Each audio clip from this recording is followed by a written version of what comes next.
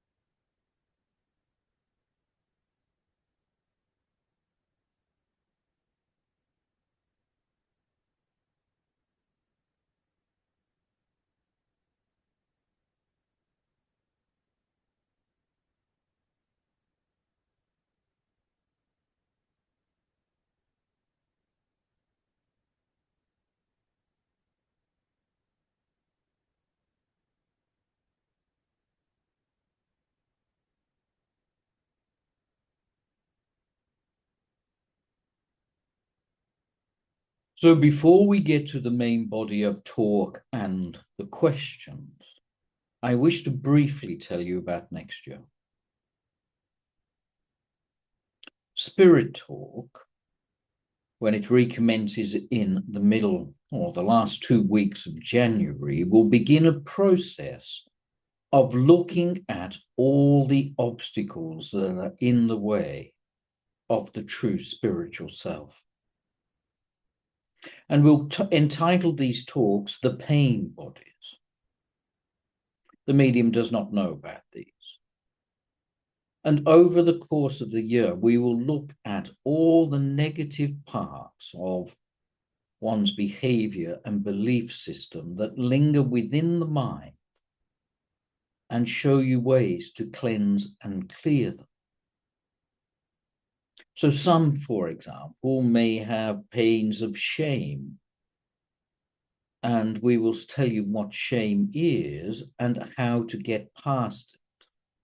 And we will move through, at least in the first part, the negative beliefs which hold you back,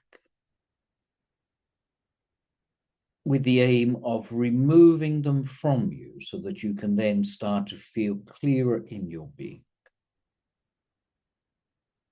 There will be a short course for the last 2 weeks of January. Now, the medium does know about this, and this will connect to other talks, but will help people to live a spiritual life. It is called A Spiritual Life Made Easy.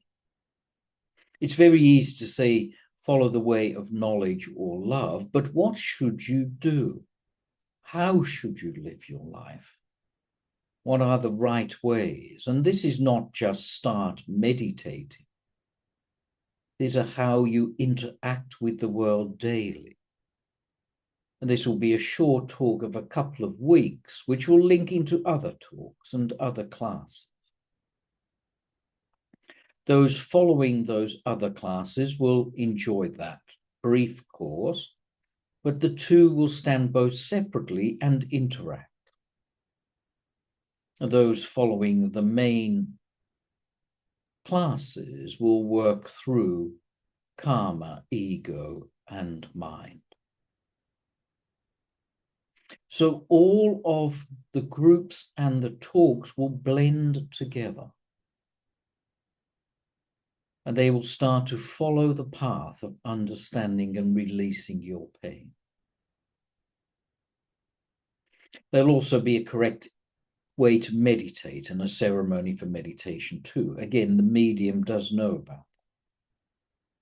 And all that will come in the early parts and then will continue for the balance of the year. So let us begin. And I want to start with a story. And I will tell you the moral of the story at the end.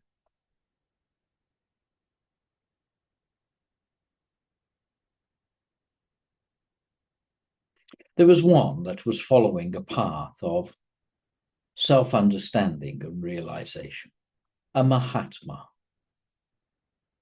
And all the Mahatma wished to do was to sit and be alone and contemplate the inner world, looking for his creator. And he told this story to a wealthy man, and the wealthy man said, I have a certain hut that's in the jungle that very, very few people know about. You may use that if you wish. And I also have a servant that I will give to you that will look after all of your needs. So he introduced the two together and took them to the hut. And the servant told the Mahatma that he was concerned about his father. His father had passed and never achieved the realization that he was aiming to achieve. And he was concerned about his transition in the world beyond the physical life.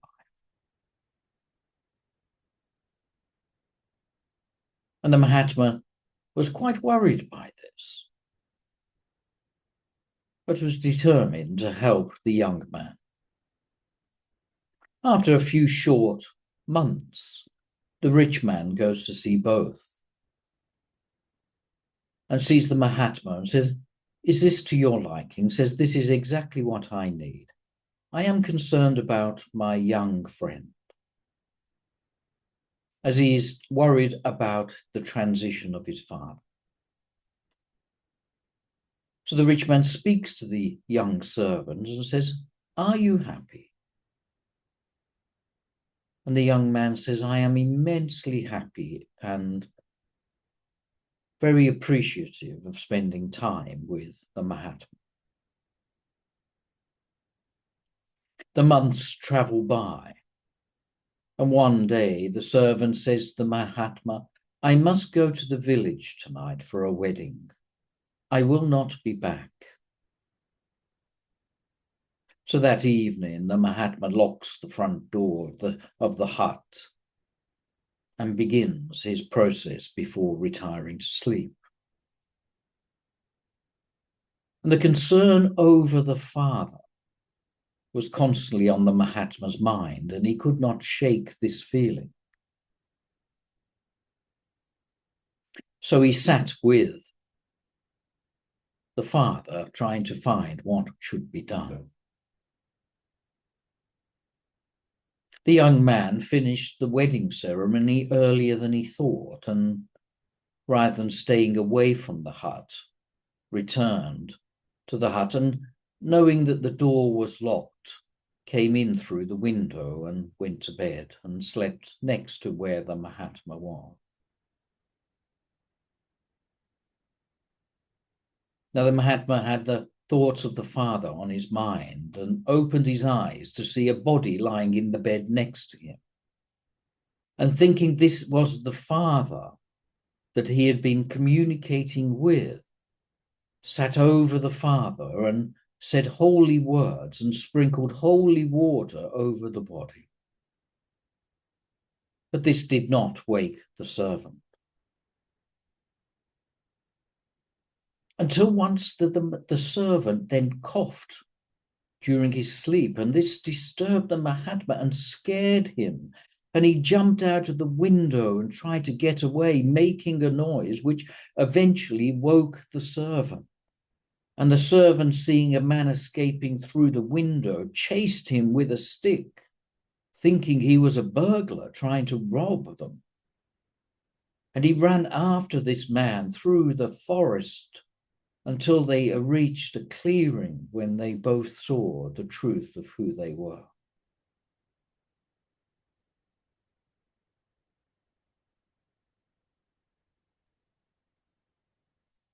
Now, the moral of the story is errant thoughts can trouble even the most evolved mind. And once that thought takes refuge in your mind, then a whole world of events can flow from it. You are caught with beliefs which linger within your mind, which last a lifetime. And you have layers upon layers of these beliefs that must be seen as they truly are, no more than a thought. You may think yourself unworthy and therefore live that way. You may think yourself as rather unevolved and purely a body, and you will live that way. You will think yourself of the pains and what you have lost and what you do not possess. And that is the way your life will portray to you. So even the evolved mind, thinking they are just something minor, the life will come from that thought. And the world then exists because of that thought. So one must remove these false perceptions and constantly see the truth the purity of the still, silent, conscious space. If you do not, then you will live the life of lack and pain and fear which will arise in you. This is all part of the removal of the world from you before you take your step into the purity of self. As you step into that purity of being, then you will realize that you are one and always one. And the world only exists because the pain that is within your mind that needs to be removed. And of course, that is the journey. We will take over many gatherings next year. Let us remove your pains to reveal your clarity.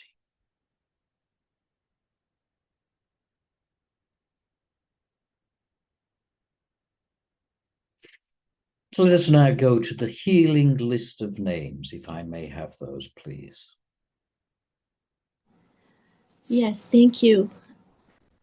Craig and Amanda, Ross, Helen, Rachel Brown, Tracy and Eric, June, Laura, Jess, Joe, Deborah, and Joan, Brenda, Laura, Sharon, Bill, Jody and Noah, Petra, Beth and Wendy, Christina and Jamie, Anne and Kathleen, Nick and Ann Insole,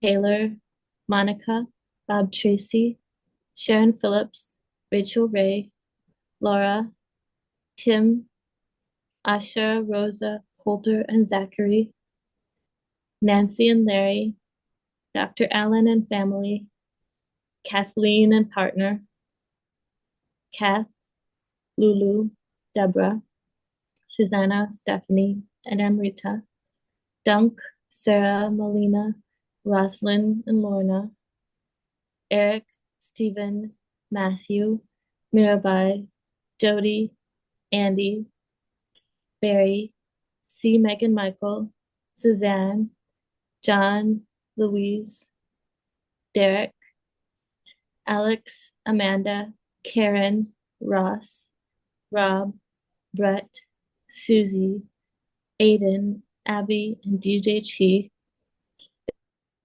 the kittens, Django and Ellie, Jeanette and Allison, Daniel, Chantal, Claudio, Antonio and family, Cynthia and Robert, Linda and Robert Sherman, and of course, may all be happy.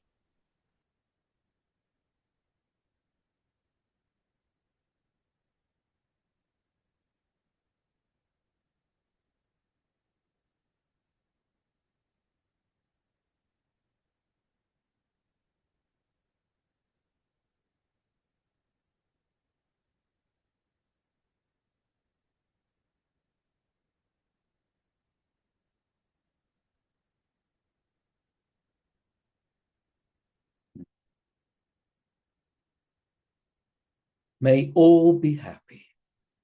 Now we will undertake a period of questions and answers. If you have a question, just let the host know. And you may either ask it yourself or the host will ask it for you if you prefer. So let us get to our first question. Malada, do you have one waiting for? Yes, the first question was submitted by Amanda DeJersey, who could not be here. And her question is, there seem to be more and more healers saying that we should not send healing due to creating traps and interfering with others' karma. Is this true? The true way of undertaking all forms of healing is the evolution of the healer. The healer themselves should raise their vibration. And this will have changed the effectiveness, as a healer on the lowest vibration will have limited effect and limited amount that they could share or aid another. As one starts to evolve, then the intensity of the energy around the healer will do more work. As one evolves still further, then both the intention and attention of the medium healer, the healing medium, will also have greater and greater effect. So think of it in terms of building one's light. As one is thick in the world, then the light may be very small. As one becomes more open to the non-physical world, then the amount of light that can flow through would be rather more. So this is a natural byproduct of one starting to open up to the non-physical world and all that that means. So as one builds one's sense of self, healing occurs very naturally. So the question is, does the world need more light or less light? Well, the truth is the healer should perform the work on one's self first, in terms of opening oneself to the impurities and the purities of the non-physical world, the impurities in the physical and the purity in the non-physical. And as one does so, then all healing takes place, and one reminds the client or the one in pain of their non-physical self. So the intention then is to remind the client or the patient or the one in pain that they are more than the physical body. And one does that by being the purest example they can be that is not physical body. So the question boils down to then, should the healer awaken or should the healer not awake? Well, I think that's an obvious answer.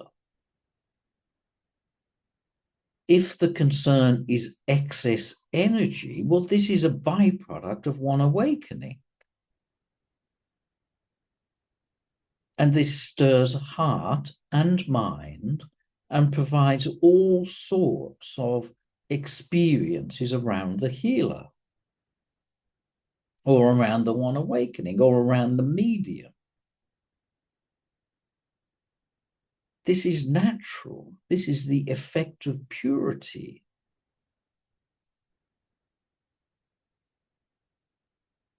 So the concern should be, is am I awakened or awakening or not? Am I attempting to heal from my ego, from my physical self, or am I allowing the healing to take place because of the energy around me?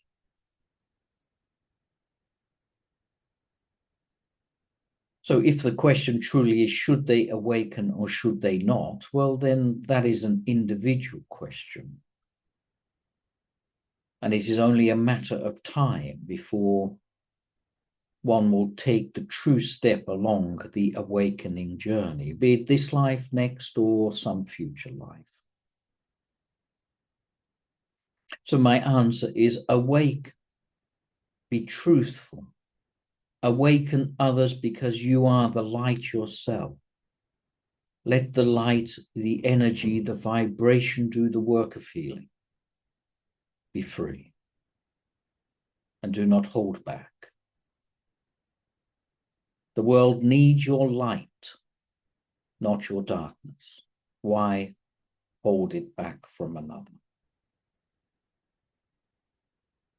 I trust that answers the question. Is there another question, my dear? Thank you, Ignatius. The next question I would like to call on Dave, please. Hi, Ignatius. This is Dave. Okay. As I understand it, we've all had hundreds or possibly thousands of different lifetimes. and I imagine that would apply to our guides. What determines how a guide presents themselves, personality-wise or name-wise? What determines that in the spirit world? Right. The guide, of course, is an element of yourself. And this must be true, because how else can there be unity if the two are not one? So the guide, in terms of the one that is guiding the individual, you could say, is the higher self of the individual. But this higher self, then, the true self, which has a greater perception of the life being lived, lives still through the mind of the individual. So that person, that guide, will pick up thoughts and memories of either previous lives or the hope of the current life.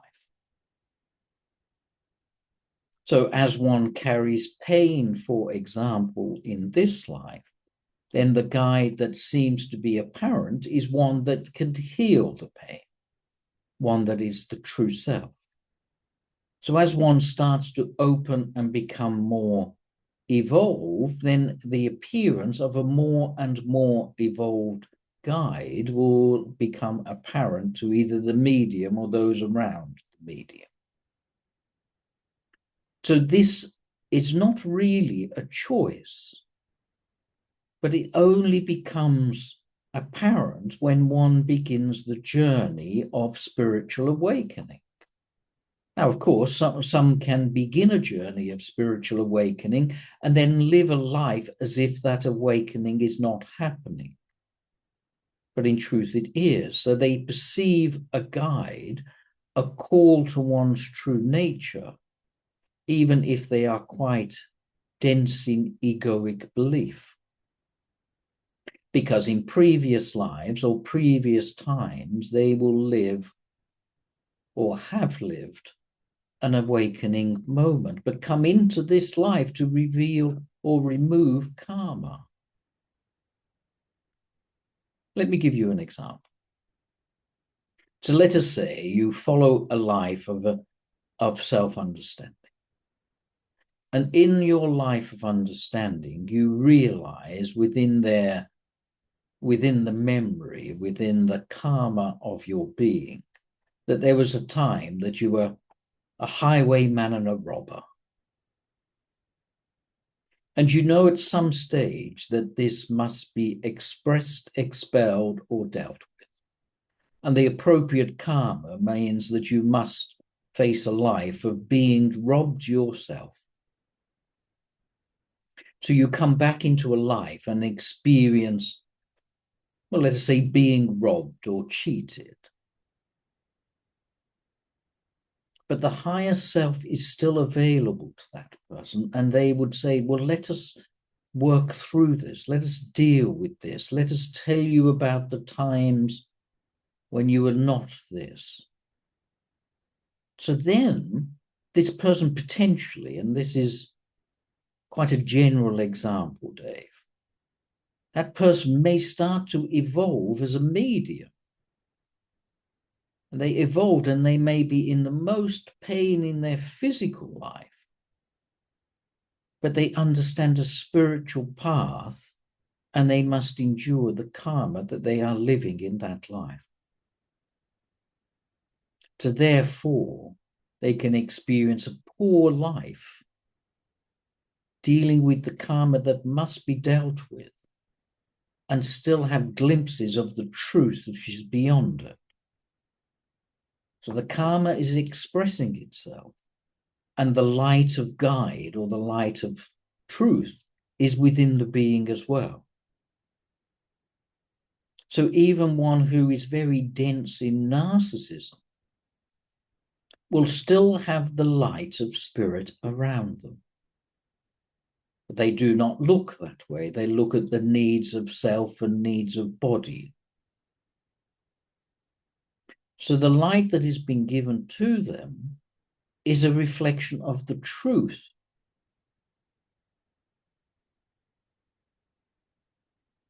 Now, it's very possible that karma will still exist within one who is awake. So if you become truly awakened and understand the reality of the world, karma may have already been created, and that must flow through the being as it would do normally. But from the moment of awakening, one creates no more karma. And therefore, karma will cease to exist afterwards. But they may still live the various things that need to be lived. And you will see this in the most evolved people. They come into life, let us say from a young age, maybe as young as in their teen years, they awaken. And they may live the next 60 or 70 years awakened. But they live out the karma that they have created. But they create no more karma. And they will pass into the absorption method, absorption back to their true self. So then they have the light of that experience, which is very strong with them, that guides them. In this case, it is the light of reality. Those that experience this or getting close to this, they see a column of white light, which may flow into the top of the head or may be all around their physical being. And that light then is the guide, if you would like. But that also fits very nicely with the light of their true self or their evolved self or their higher self, which comes to remind them of their truth. So you could say guide and physical being are indeed one with the light of more understanding, and the physical self with the light of having to live karma, but knowing there is more to life than this. Now, interestingly, I said a word that you may, or the odd person may cling to, and that is absorption. As one is approaching their final time, their final breaths in the physical life, if they have not done the realization work, their memory will be quite prevalent and their sense of self, and they will know they're passing and say that I wish to be with my children, I wish to be with my family, my partner, I miss my job, and therefore they will reincarnate. One who is evolved may just be chanting the name of God and have no thought of an individual self. And if they are thinking in that way, they will not have a sense of individuality, and they will be absorbed into the unity, absorption. So they step outside of the reincarnated wheel and become one with the whole, which was their method of awakening. So here then you can see the importance of practicing japa, or the repetition of the name of God, spiritual practice. To practice for the time when there is difficulty in life. So the guide is the truth, or nearer to the truth. And the physical self is the physical being that's living the life. Live out the karma, deal with it, concentrate on life outside of the body. Otherwise, there is repetition. And you can see this actually in many, many people's lives if they are aware or are willing to look at their life. There is a repetition of behavior that people always follow because it is the most common path, the most worn path. And they attempt to step off that path and recognize that there is more than the physical self. There is something more. And they follow this call, sometimes not knowing why or what that call is. And as they become more accustomed to walking that way, then they almost live two lives, the way of karma in the physical world and the way of stepping beyond that physical world. If you like, the way of pain and the way of love. What is that light? What is that calling? What is the whisper that happens? What is the intuition that one feels when one is called into a different place or a different belief, or knowing I must just follow that, not really knowing why? Where does that come from? Well, this is the calling of a person's truth.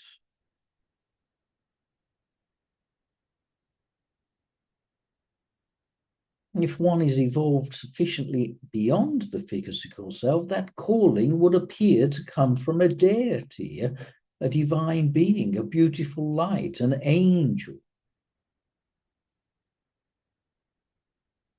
But how can it be anything other than the two are one?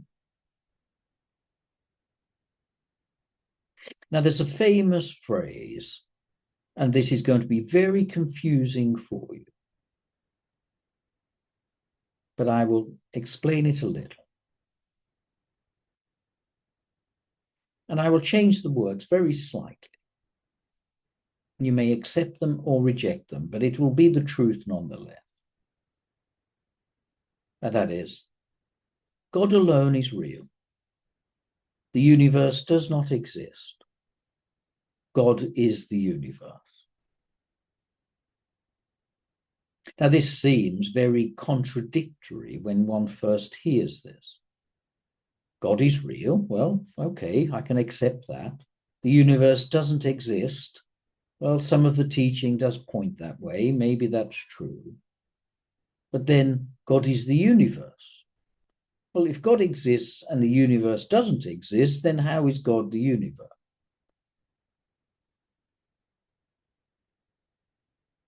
The truth is, the universe only exists when it is one with God. When it's individual by itself, physical form, it is not true. So the universe comes out of the mind. It is not true. But when you connect to spirit, to God, to the higher self, then all of the universe you see in front of you is just an expression of that creator, that spirit, the divine one, whatever word you want. So this also answers your question, but in quite a deep, evolved way. I apologize that if it's too deep, but it does point to the truth very nice. So you are your guide, and you are your physical self. When the two are one, then this is just a play.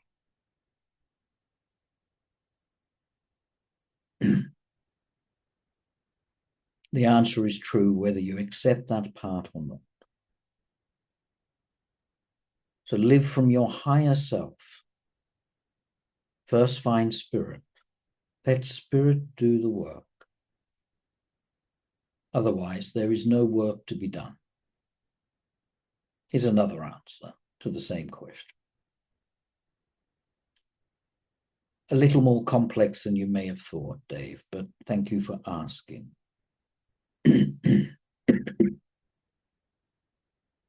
It's a lovely, lovely reply. Thank you. Thank you. Thank you for saying so.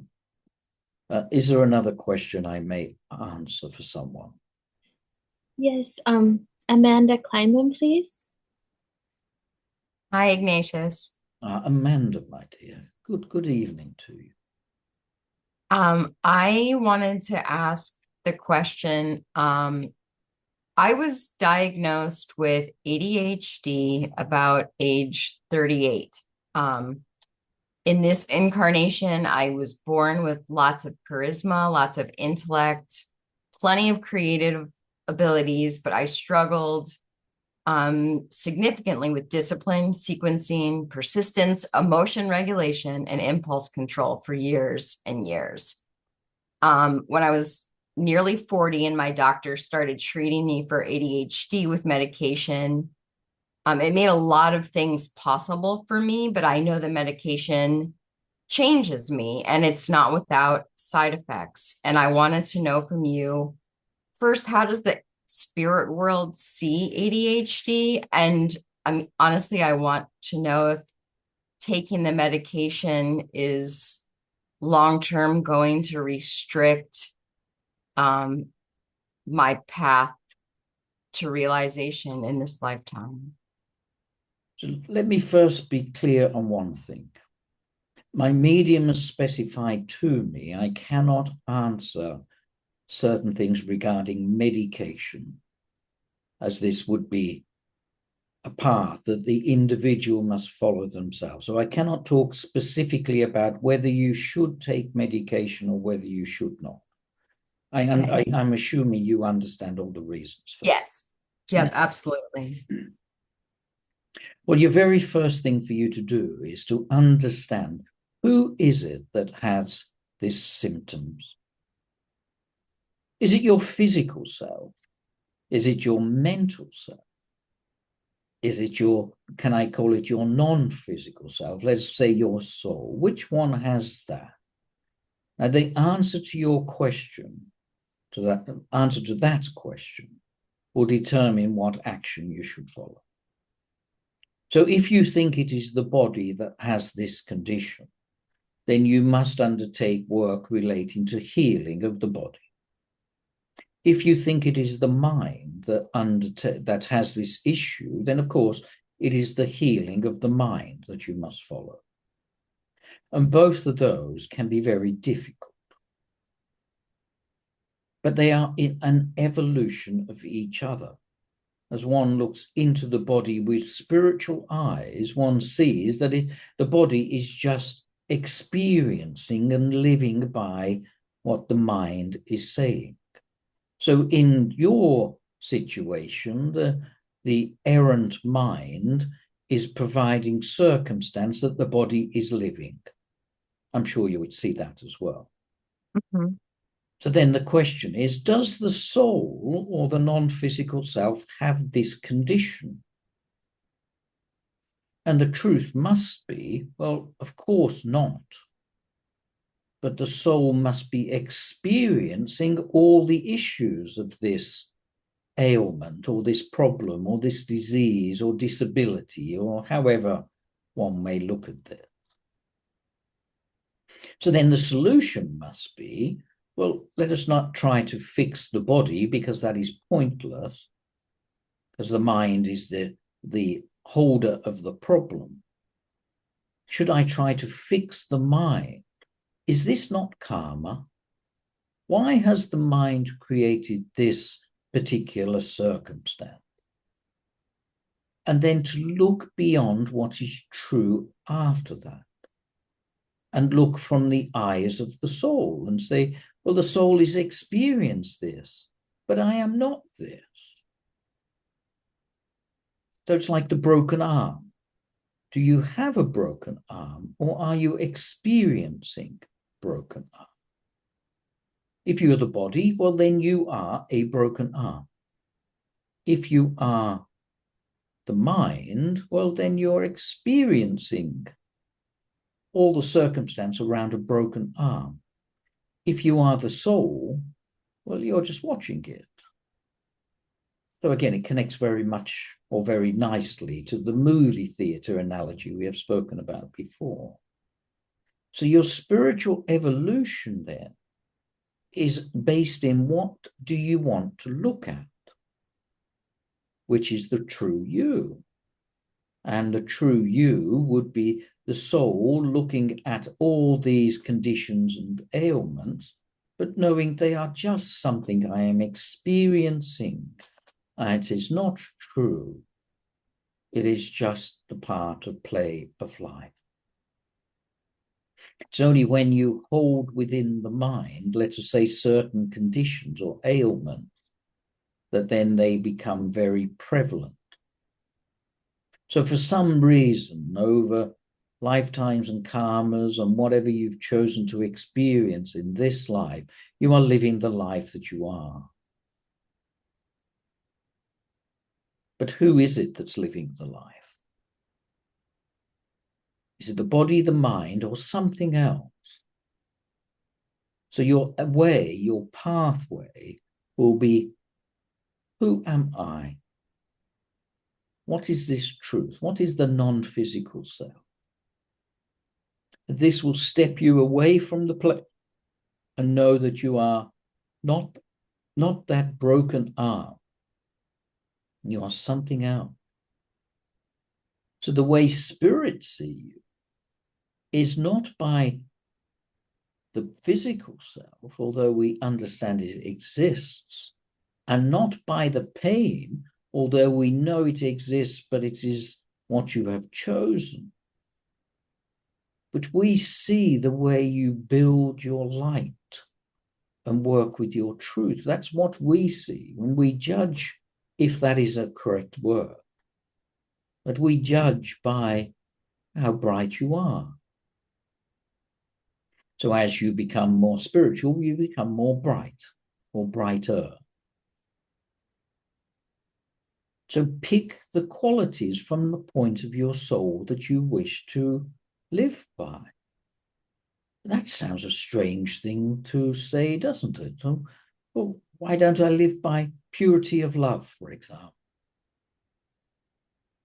But watch the way the purity of love that you have within your soul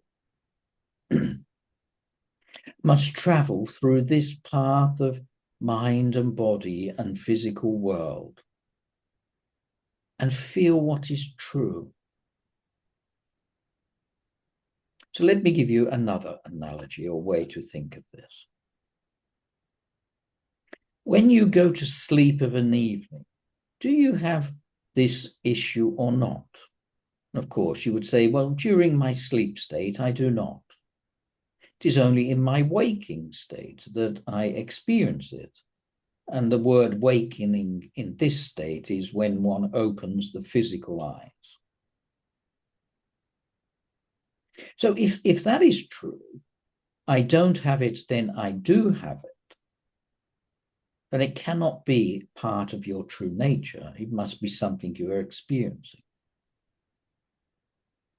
So as one awakens on their spiritual journey, the difference between sleep and awakening is that when one goes to sleep, one merges with spirit, but you are unaware of it. When one awakens, one merges with spirit, but they are aware of it. So your awakening then, the way you deal with your issue is know that you have it, but know that it is not you. What is me? The whole, the complete, the pure. And live from there.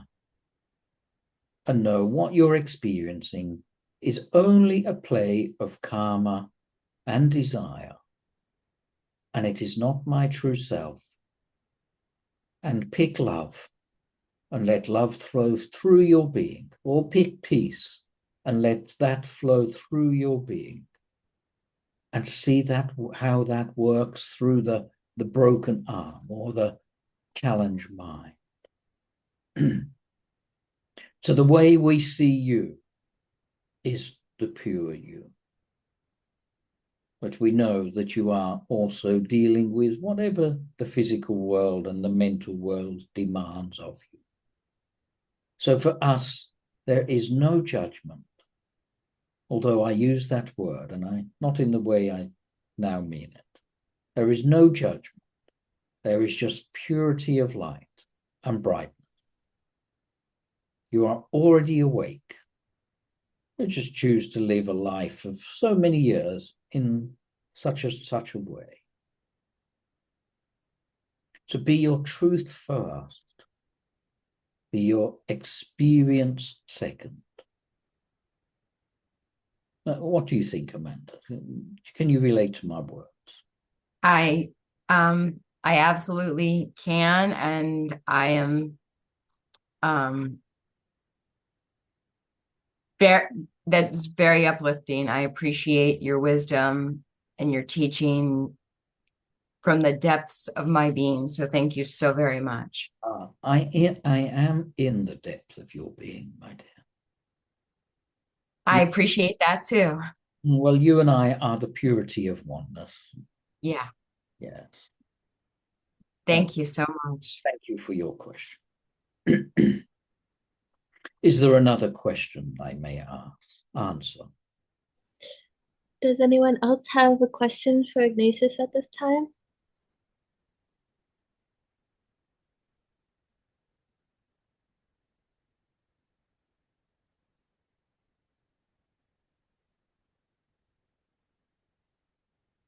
I'm not seeing anyone, Ignatius. Well, so if you listen to the purity of answers, the answers actually are the same, as they always coincidentally do. And that is, there is the pure self first. There is the experiencing, and there is the object or experience to be had. Depending on your viewpoint, you see them in different ways.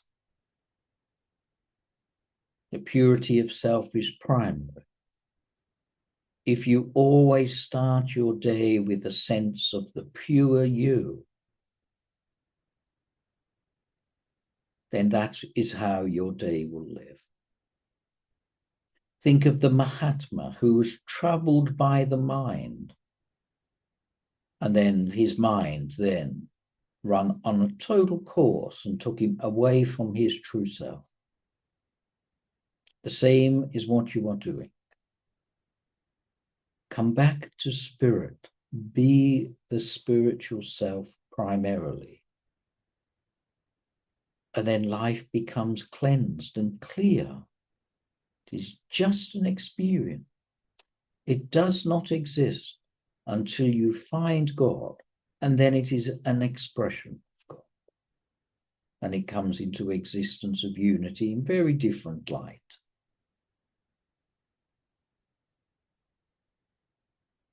So I wish you all well.